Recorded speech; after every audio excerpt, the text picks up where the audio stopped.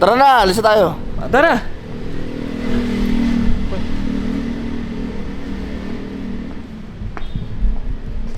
Saan punta? Dito! Hindi ba to yung Totono? Di yan, ito. Sabi mo yung Totono yung EG. Akala ko naman yung race car Totono natin. Excited pa naman ako. Saan ba yung Totono natin? Ito. Boyan! Ano ba yun? Ano si Happy? It's a prank pala! Okay guys, naisahan tayo ni Tusog. Sabi niya magtotono kami, ibang kotse pala yung totono namin na EG. Akala ko yung race car na dala natin kasi ayos na siya eh. Last video nakita nyo na nasiraan kami ng axle, di ba? Naayos niya na, siya nag-ayos. Try joint, ang sabi ni Ace talagang sirain daw talaga yun dahil sa LSD, dahil clack clack clack clack ganon. Ngayon, excited ako, sabi niya tara, mag-street tune kami. Sama ka. Sige, sama ako. Game naman ako. Sabi niya, EG. O, di nasa isip ko, EG na race car natin. Biglang, ibang EG pala. EG ng customer niya. Okay, so, tell us about the EG. B16 EG. Naka B16 na EG. EG hatch. B16A. Ayan, B16A. Ayan. Tapos naka LSD Trani. Naka-LSD na tranny. So we'll be meeting up with Pepe. Kung hindi nyo kilala si Pepe, makikilala nyo siya mamaya. He's a well-known tuner and driver dito sa Philippines. Medyo matagal na talaga siya, as in siya yung mga sinauna pa. Oo. Fortunately kami, kaibigan namin siya. So yun yung magtotono dito ngayon. So ang storya kasi nito, nabili ni customer, di ba, napanood niya yung video natin sa EG Hatch. Tapos after niya mapanood, nanood siya ng NDRC.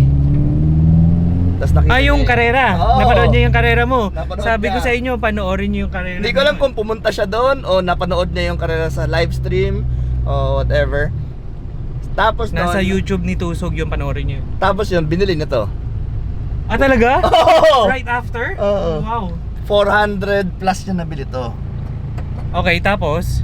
Tapos after 1 week or 2, 1 week, ilang weeks na ba yung karera? Hindi ko alam. Mga 2 weeks. After 2 weeks, nagloko yung kotse. Ayaw mag-start. So, tinowing niya, papunta sa shop. Tapos, namin, tinoubleshoot namin. Fuel pump, kuryente, etc. etc. Mga basic na pag ayaw mandar.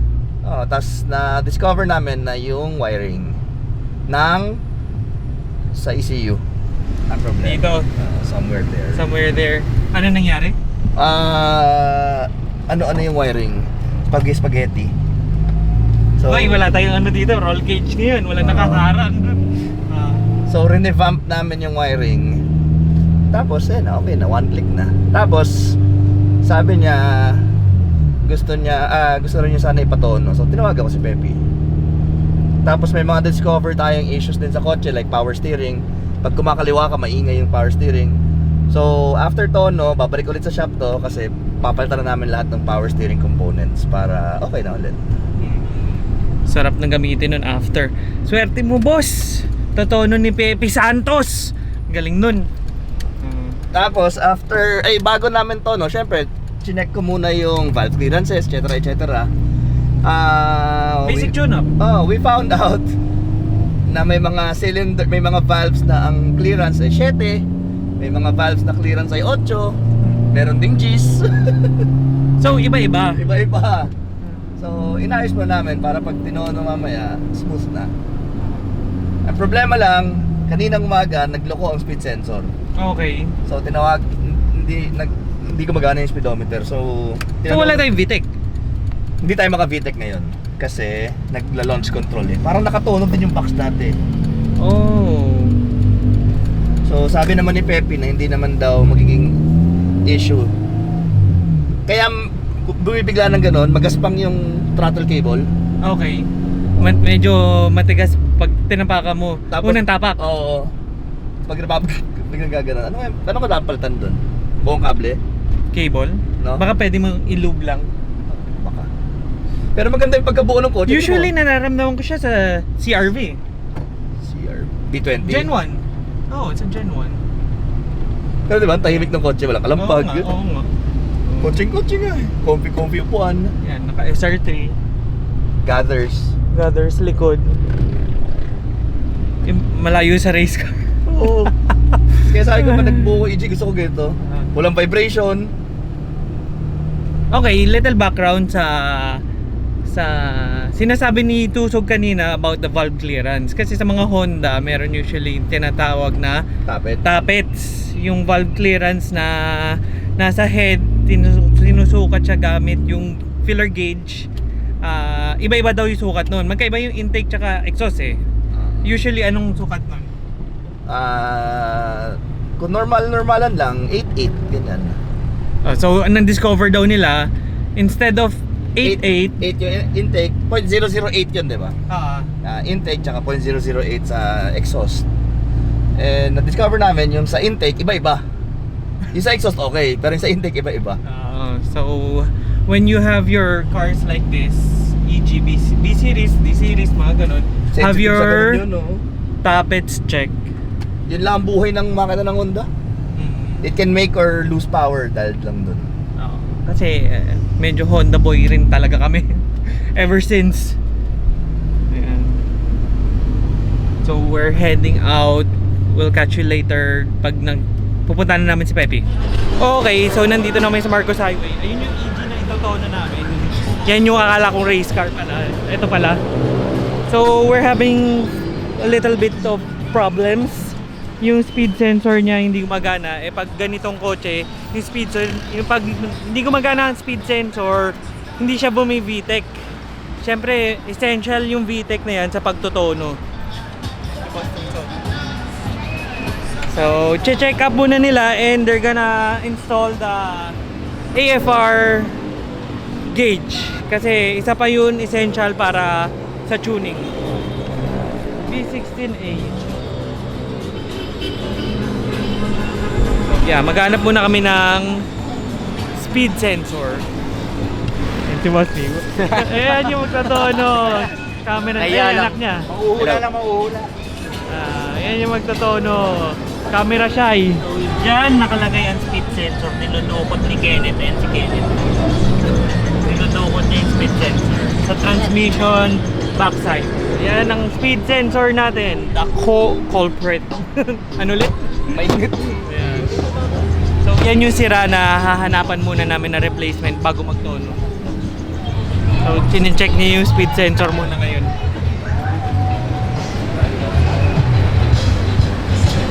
Alam mo, alam niya yung ginagawa niya. Inahamoy! Ay, sira nga to. Oo. Ganun mag-check ng speed sensor ha. Jason smell. Abusan mo muna nito. Abusan mo nito. Hindi talaga siya magdidikit. Kasi tabing iba. Baka hindi yan magkasukat. Oo. Parang ginawalan ng paraan. So, in-install na ni Kenneth yung sensor ng AFR, Air Fuel Ratio. Kasi, pag tinutono mo siya, kailangan mo malaman kung ilan yung air fuel ratio niya para hindi siya sumabog. Ayan yung hawak ni Boss B. Pakita mo yung PLX natin. Na magulo. Hanapin mong ground tap, ilagay mo sa gulong. Sa spare tire. Ang problema nila, sa harap yung sensor, nasa likod yung battery. Ayan, battery.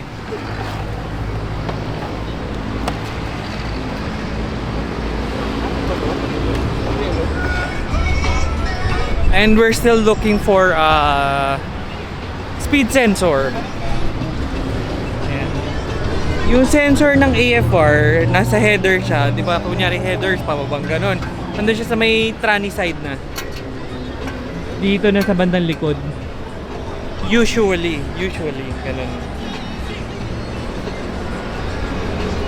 Tapos, naka-cam gears na rin pala siya, no? Ayan yung sensor. Ayan si Kenneth. Dito. sa pagkamali ng positive negative yan. Kinakabit nila yung wideband. Positive, negative. Ayan. Diyan sa starter. Kasi hindi abot sa Kasi yung battery nasa likod. So, sa starter nila ikakabit. Yan sabi ni Boss P. Papalitan daw ni Tusog yan pag nagkamali siya. Oh, the widest man! Pag may nangamoy dyan. Kasi pag napagbaliktad mo yan, sira. Pag nangamoy sila, ganun ba yan? Easy 15,000. Sa akin nung kahapon, pare meron po tayong mga sponsors para sa endurance. Sabi, kailan ba yung karera? Ngayong weekend. Tangina mo! May weekend ba? Ngayong weekend doon. Sabi ko, tangina mo, mahirap. And also, nakahanap na kami ng speed sensor. Wala pera, wala gulong. Binubok ko na kay Kulaog. Shoutout Kulaog Auto Parts. Shoutout Pinoy Yakitori. Tabingi. Pinoy Yakitori. Okay. So here's the box for tuning. Iba siya eh, kaysa dun sa ordinary box kasi meron siyang ganito na i-connect mo sa laptop para mariread niya yung output ng mga sensors. So yeah. Magkakabit tayo ng camera natin. Ayun yung sinasabi ko sa inyo, kinoconnect niya na sa computer niya. Notes. Puta ina kasi may ano pa yun. Sa pag-i-trucks eh. Huwag ka mahuhulog. Huwag ka mahuhulog. Kakabit natin tong second camera natin. Excuse me. Okay, here we go. Asa ba tayo dito lahat? Puro. Ha? Lahat kami sasakay dito.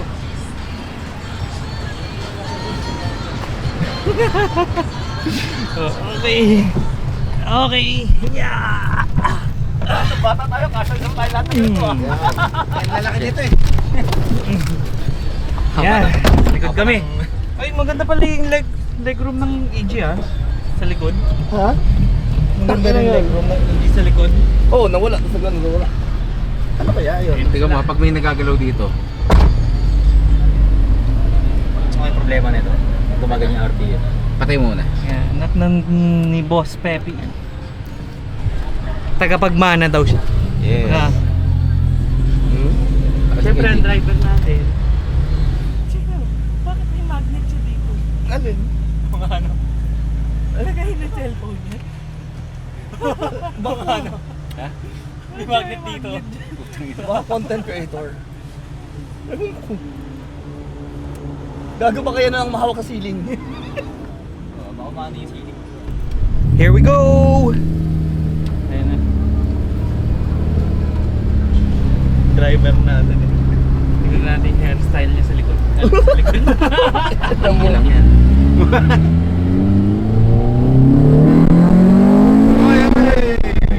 Hindi ako na magagalit. Ayaw. So, okay na, bumibitik na siya. Napalitan namin yung speed sensor tulad nga na sabi ko. Galing kay Kulaog Auto Parts. Hanapin nyo siya sa Facebook. Mga Star Plus parts na kailangan nyo, Honda parts. Maski anong brand ng sasakyan meron siya. Siguro. Ano bitek niyo po gusto? 9.5. Oo, sabi mo yan ha. Putang ina ha. Pipindutin ko lang yan.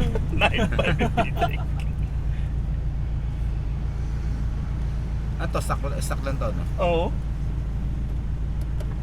Naka-cam gear, tapos siniro ko lang. Tanga na, hindi mo na napilitan na stock. For show. For sure.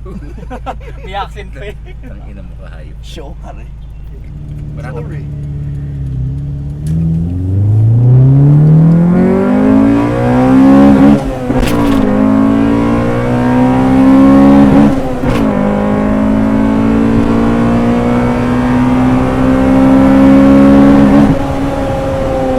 Kape preno, hanggat di mo ano, kakat yan. Ano?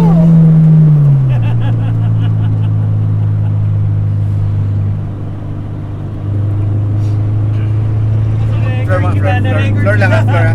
Floor yan ha. Fourth gear ah. Sige. Perfect. Bang! Wala ano. Hop. Teka. Lean tayo. Patabi muna.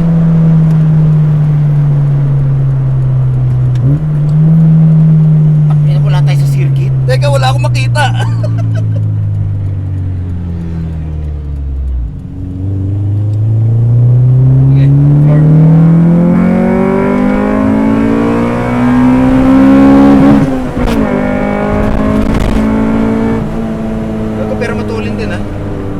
Para sa stock. Apat tayo, Apat oo. tayo, ha. Patulin, ha.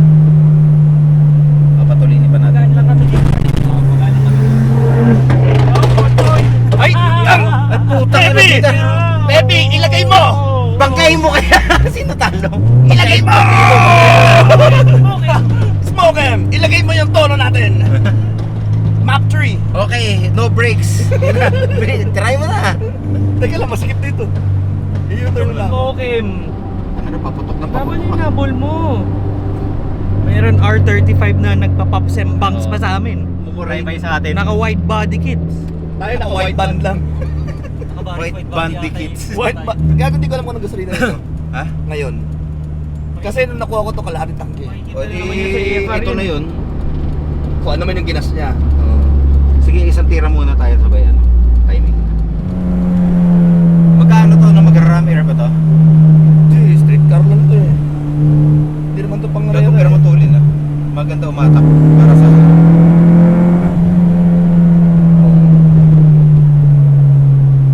Totoo yung may-ari nito. Okay guys, this is done by the professionals. Don't try this at home. Professional tuner, professional na ewan ko. Professional kalbo. Wala akong wala. With outside mirror. Nandun na kasi. Wala talaga silbi. Boss, pakitaan mo nga kami ng bitawan mo sa Clark. Bem bem bem bem bem bem. Bem bem bem bem bem. Ganito daw niya drive yung race car doon sa Clark. Powerhouse race car. Oo, yung powerhouse race car. Na maayos eh. Sige, try mo nga ito. Yan yung AFR natin. Diyan binabasa yung air fuel ratio. Na Ilagay mo sa ito. binabasa niya dyan sa ano. Sa ilan dapat yan? Ini-input niya sa computer. Niloloko ko ako yun. Dapat 10 lahat yan. All the time. Para perfect. Hindi ako mga fifth gear eh, kasi mapapahawak ko sa legs eh. Ina mo. Pag ganun may galawin himas eh. Pwede ko try? Ha? Pa-try naman ako. Oh! Try natin. Saan gamitin ang bitawan manibela? Okay lang oh. Pero pakita mo pa rin sa amin yung paano mo binitawan yun. Sige, sige. Sasampulan tayo ni Tusog. Ganun. Kapre, yung stock driving lang yun. Parang city driving. Sasampulan tayo ni Tusog ng Hindi ko na tayo diretso. and ng national drag racing competition. NDRC. Ano masabi mo, Boss P? Okay naman, napakagaling nung napakagaling nagdadrive. Pero mo kahit hindi kailangan tumulin. Binakwento ko nga sa inyo kanina, si Boss P, matagal na yan nagtotono. Kumbaga, siya yung OG na... Lolo na ba? Lolo. Inabutan niya yung mga... Siya yung nagtono ng mga unang pinakamabibilis na kotse. Siya yung mga Gemini, Gemini. Grabe ka naman. Ford Laser, yan. Yung mga ano niya. Ford Laser. Anong year model Walang naman ECU yun? yun, hayop ka. 1984. Walang ECU. Saan ka pa natuto maganyan? May nagturo ba sa'yo? Yes. O pinaglaruan mo lang? Si Ralph. Si Si Ralph. RTJ. Oh. Pero pinahirapan ako. Hindi tinuro yung shortcut. Hindi lang yan magaling magtono, magaling rin niya mag-drive. Alam mo Ay, Diba? hindi. Ano fastest mo dun? Sa, Anong legal. record ang meron ka? Wala akong record. sa legal nga, ano fastest mo dun? Yung sa Rurex 9.2 lang. Anong year yun? 2010. Eh, ilan ang talo mo sa kalsada? Marami. Ilan tinalo sa kalsada? Marami Eh, daw. ilan ang talo? Alam ko, hindi lang. Ganyan, ayoko ganun. Secret daw, secret. 2010 daw si Rurex. Professional drag racer. Ganito daw yan. Teka, masikip eh. Masikip. Ano tayo eh, responsible. Drive safely. Nakitang moto. Paano ba yan? Pag nabigyan man timing, tutulin? Ganun ba yan? Hindi. Ano? Depende. Okay. Kahit nataasan mo ang timing, pag hindi kaya ng makina, wala siya. Ano ba So, ang Record. ina-adjust mo dyan yung AFR lang. Fuel. Fuel lang ina-adjust mo dyan. Sa ngayon, oo. Kasi naka-ano lang siya eh, di ba? Chrome. Oo. Baka gusto mo may-ari may bunks and bunks. Sabi ko nga, si Boss P, kumakarera niya, wala pa yung mga traction control. Umuoras na siya ng fastest. Yan, fastest. Fastest in the Philippines. Ano yun, matagal na panahon na yun, hindi ngayon yun. Bawat bitaw niya sira transmission pagkatapos. Hindi naman. Ay, di naman. Ha? Teka, papakitaan nga tayo ni Ay, hindi Chino pa ng ba? paano yung professional. Sige. Tingnan mo, pag naputulan ka ng axle, 4 tayo ha. Sige. Mandar. Mababa na light.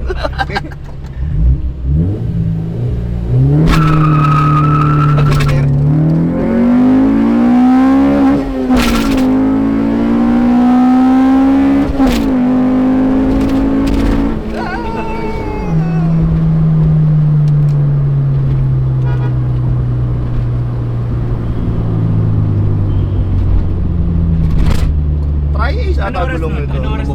Ano, 15.6. Sportsman pala, no? Bugdang, tangina mo gagi. Dilagyan natin launch control, sige. Pagtripan Ano naman sasabi mo sa pag-drive ni Boss Chino? No comment. Mahihain din, mahihain. Sabi ni Boss P, ang pangit daw nung tunog pag nag-shift siya. Sabi ko lang no comment. Yan. Ano nilagay mo dyan? 6.5 sa ano? Launch control. Meron na daw siya. Wapapang! Anong gulong nito? Try Ace? Ay gagi, try ace pala to. Makapit.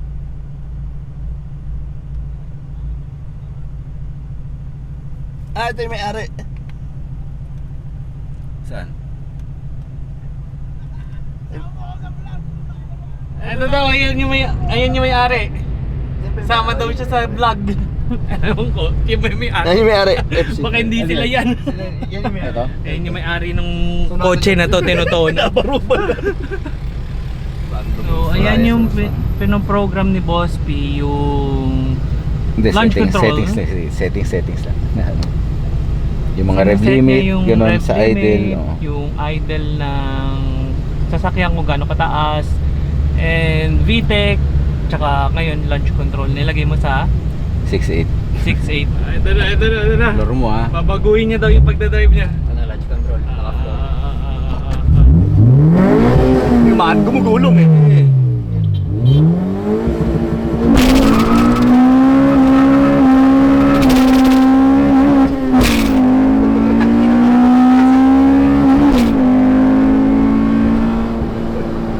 Parang mababasa yun.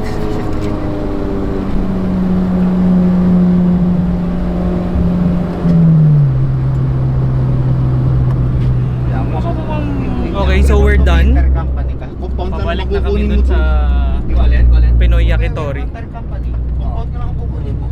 Di ba? Yung itsura. Anong pakialam sa itsura? Tarid lang naman. So yun na yun. Tapos na kami. Ito, bababa na tayo. Sino? Sabihin mo sa kanila, anong lagay? Okay naman. It survived the tuning without any problems. Pero yun nga, na kuryente pag nakasaksak sa computer. So, di ko alam kung naglolo ko yung kuryente pag nakasaksak sa computer. Pag check engine, tas papatay sindi lang. Pero nung wala kasi nga doon, wala nang battery yung kaya pagka daan dito. Dyan siya kumukuha ang baterya. Okay. Kasi mo boss, pagkatap. Tanga, hindi Si Migs. Testing daw. Try lang. Testing daw. Ayan, tapos na. So, ipoprogram na ni Boss P. Box kasi ito ni Boss P. Yan yung ginagamit niyang pang tono. May special device na ganito. Ngayon meron yung chip na ililipat niya dun sa box talaga nung kotse na to. Pakita mo Boss P dito. Yan yung chip kung saan pinoprogram. Kumbaga yan yung USB drive ng computer box. Doon binabasa yung program na tinono namin kanina. Parang CD, binaburn siya. Di ba, yung spare tire? Parang CD daw na binoburn. Ganun katanda na to. Ganun sa katanda na talaga. Baka hindi nyo alam yung CD. Binoburn yun dati. Wala palit.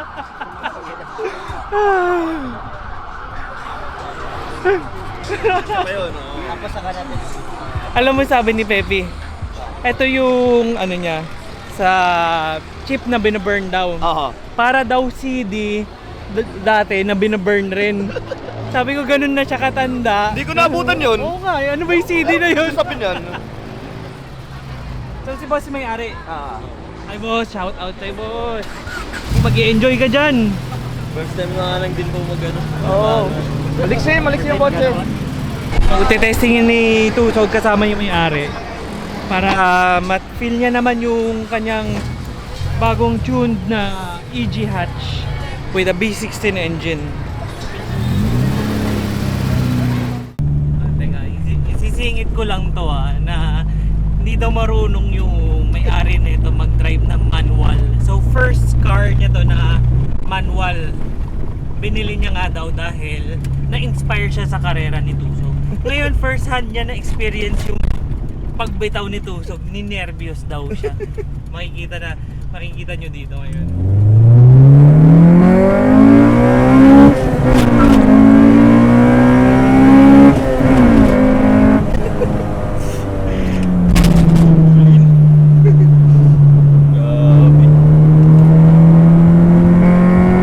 Saan rin may VTEC? Oh? Yung VTEC, Yan po yung sa 5.5 no? Oo, dati ingay lang eh. Ngayon may umaabante na talaga siya.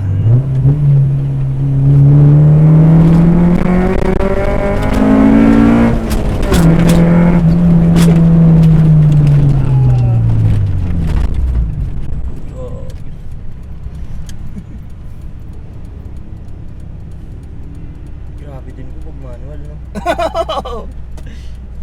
Tsaka wala pa po kasi masyadong alam sa mga engine ng ganito.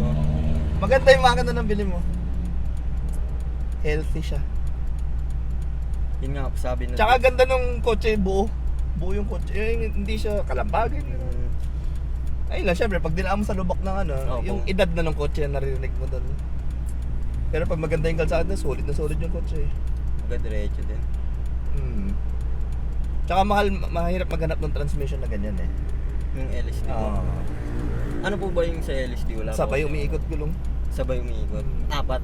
Dalawa lang. Sa harap. Ah. Ganun ba wala pag LSD na yung niya? Yun na, medyo matigas manibela, di ba? Kaya nga po. Kaya papalitan natin. Power and steering. Chop-chop kami nito, tahimik. Oo, huwag mo nang galawin yung exhaust, kaya na lang yan. Yung iba kasi sobrang ingay sa Oo, tapos wala naman takbo. Kaya nga eh. Ayan na. They're back. Napakapit yung mayari. Ano boss, marunong ba mag-drive si Tusog? Nakakatakot mag-drive sa Ay, nakakatakot mag-drive si Tusog. Parang nanguhula lang ano. Ingay na, kambiyan mo daw, sabi. Ikot mo na. Sabi ni Boss P, freak engine daw yung EG. Paano mo nasabi na si Chino nagda-drive? Freak kasi yung Si Chino pala. Chino daw nagda-drive kasi siya daw yung freak. Siya naging freak engine yun. Daily na ganito. Pwede. Pwede. Daily na ganito. May aircon, may suspension, tahimik yung sasakyan. Mas malaki, mas mababagal lang kaysa doon sa race car. Pero pwede na. Tulin rin. Daily na EG hatch. Anong rev limit eh? 8.5.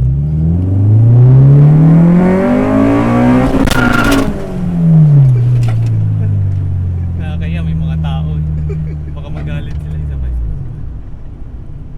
Nakaka-nervous pag pasahero ko eh, no? Kaya game.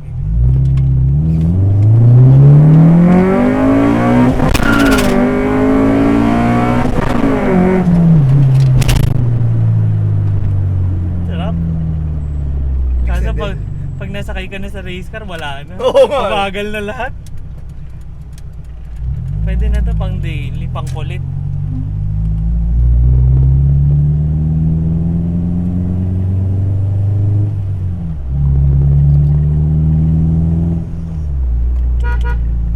Oh, malakas pa yung busina.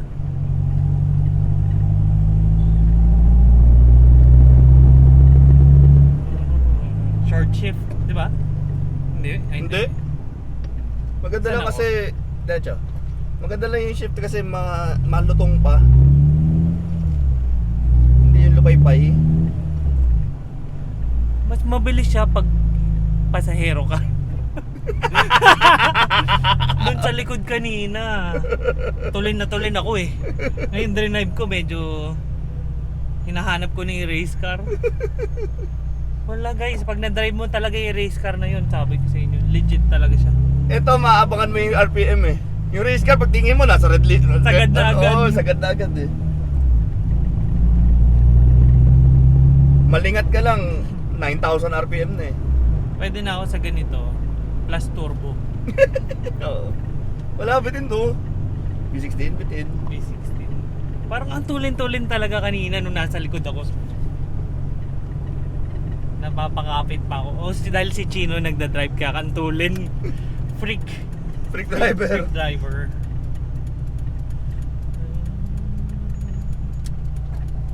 Sa panahon ngayon, bitin na talaga ang B16. Nung araw, tangin na. B16 is the shit eh. Oo. Basta naka-B-series ka. Mm. Yabang mo na nun! Hindi na nabutan yun. Yun ang papanoorin nila sa podcast natin where we talk about old school shit. Ang panahon namin. Kasi hindi maintindihan ng mga new generation ngayon yan eh. Kasi ang new generation ngayon, ang alam nila, pops and bangs. Tapos yung hataw-hataw ng mga kotseng wala sa kondisyon. Di ba? Automatic na racing. Eh nung inabutan namin yung mga mga Civic dati, talagang sariwa pa eh. Halos brand new yung mga kotse eh. Raw power, walang Power traction lang talaga, control, oo. walang ano. Pagalingan talaga mag-drive. Ito pa rin the best. Yan pa rin the best. Powerhouse. Shout out. Oh, tapos na. Ayun si Sam. Say hi. Hi. Ayan na. Pauwi na kami. Tapos na siya. Maganda daw tumakbo. Yeah. Comment down below. Rate nyo yung pagdadrive ni Tusog. Yan. Rate nyo. Comment down below. Maiksi lang naman to eh. For sure. So, we're on our way home. Yun ang street tuning. So we do it here in Mexico. And today's date is November 3, 2018. So, yeah. Catch you in the next one. Pupunta to ng Palawan eh. Vlog daw siya doon. Abangan nyo yun. Abangan nyo. Bye. Bye-bye.